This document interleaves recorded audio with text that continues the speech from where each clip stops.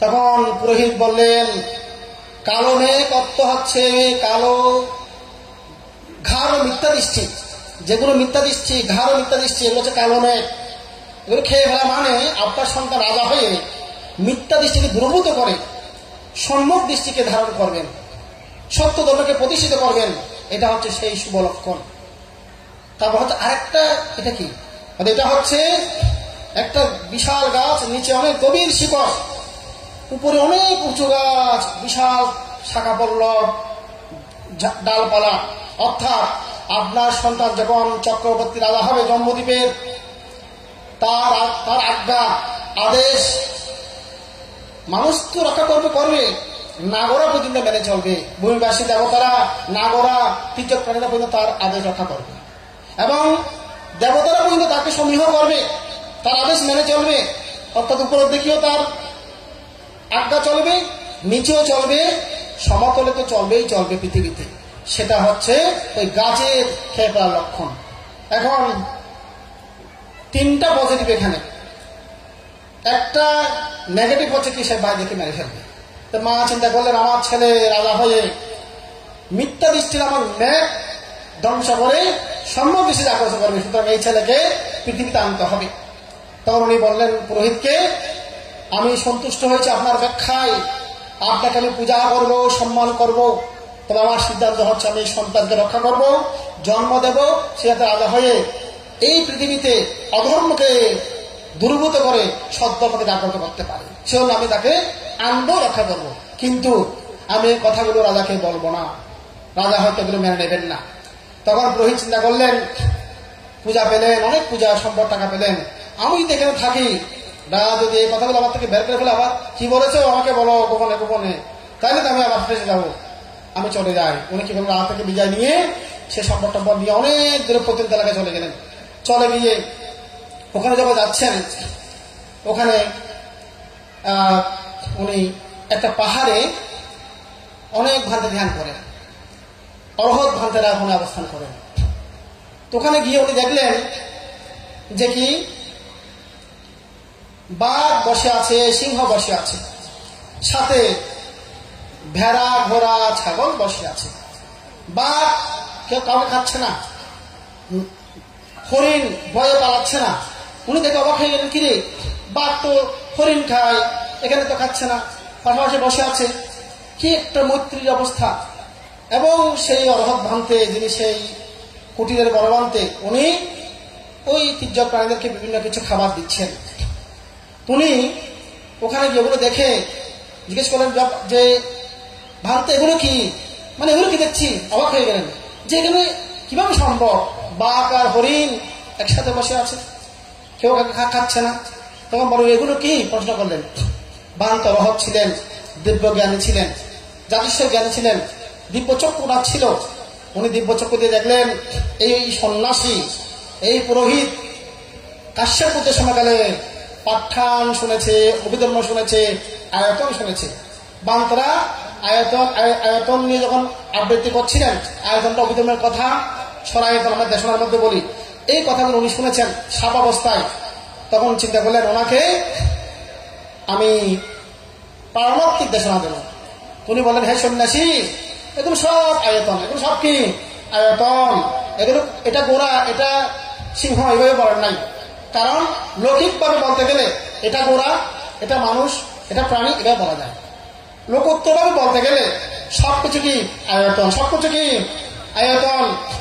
আমার সামনে এখানে হাজার শত শত আয়তন বসে আছে, কয় শত, শত শত আয়তন বসে আছে, আপনারা সবাই হচ্ছেন কি আয়তন, নাকি নয়?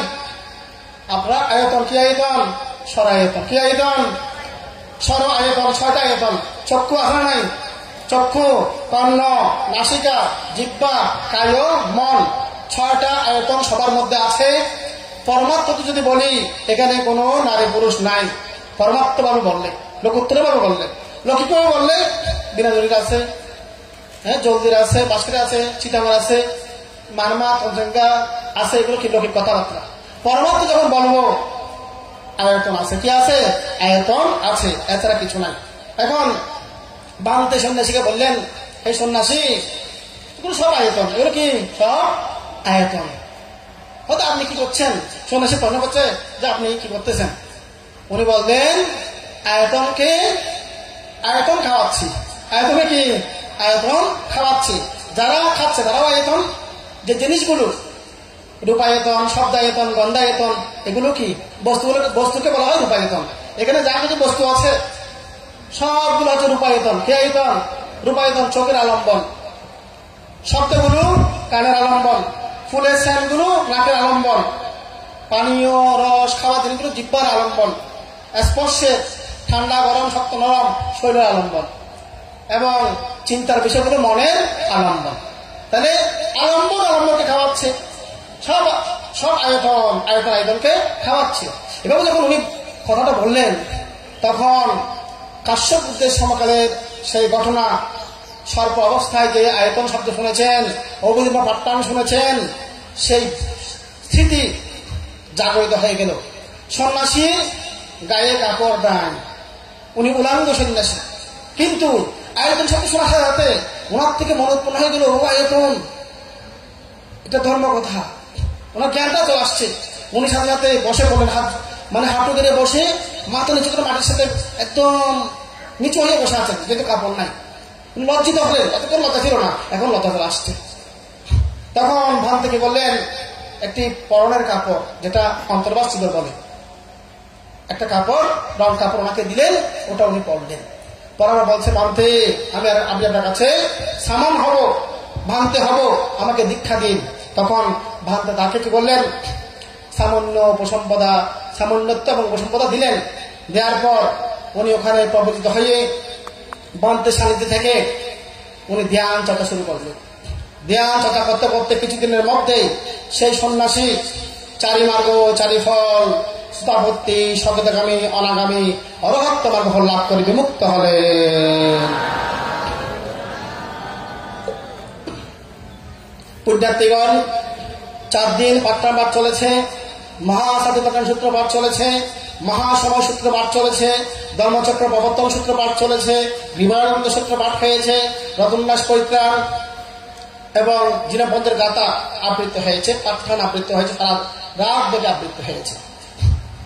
আপনারা অনলাইনে শুনেছেন, অফলাইনে এখানে এসে শুনেছেন, মাইক্রোফোনের আওয়াজ শুনেছেন, এভাবে শুনেছেন, বুঝেননি, কিন্তু কর্ণকুহরে গিয়ে হৃদয় বাস্তুতে চিত্ত প্রবাহে ছাপ পড়ে গেছে। ছাপ পড়ে গেছে, মেমোরি কার্ডে কি রেকর্ড হয়ে গেছে মনের মেমোরিতে। এখন মনে হচ্ছে যে কি আসলাম শুনলাম, কি হচ্ছে, কিছু তো হচ্ছে না, কিন্তু এটা যে আপনাদের কত উপকার হয়েছে আপনারা এখন বুঝতে পারছেন না। যখন অনাগত ভবিষ্যতে আপনারা বিমুক্ত হবেন, দিব্য জ্ঞান হবে, দিব্য চক্ষু উৎপন্ন হবে, তখন যখন পিছনে দেখবেন আজ থেকে এত কল্প আগে, এত হাজার বছর আগে বাঁশখালী জলদিতে পাঠ্যান বাস্তবায়ন করেছিলাম, সতীয় বাংলাদেশ দিয়েছিলেন, অভিধর্মের কথা বলেছিলেন, জ্ঞান খোঁজ করিয়েছিলেন, আয়তন বলেছিলেন, স্মরণীয় পঞ্চস্কন্ধ, নামরূপ, উদয় বিদয়, পৈত্য সম্পাদ, হেতু প্রত্যয়, পাঠ্যান চক্র বলেছিলেন।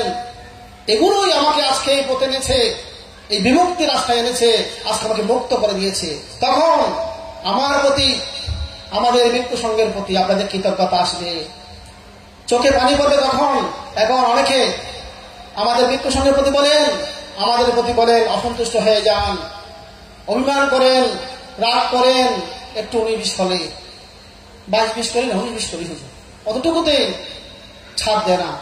অনেক রাগ, অনেক অভিমান করে অনেকে, ভুল বোঝেন আমাদেরকে। কৃতজ্ঞতার বহির্প্রকাশ কিছু কিছু পায়, সব ক্ষেত্রে পায় না। উপকারের লাঠির বাড়িও আছে।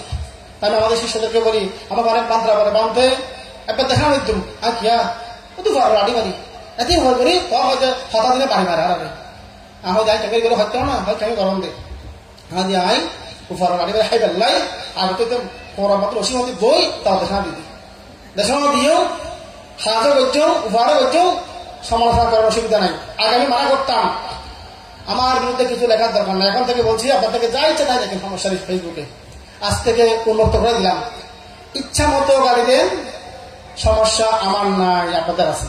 আপনাদের কি আছে? পাপ হবে, পাপ হবে না? আমার কিছু সমস্যা হবে না, আপনাদের কিন্তু পাপ হবে।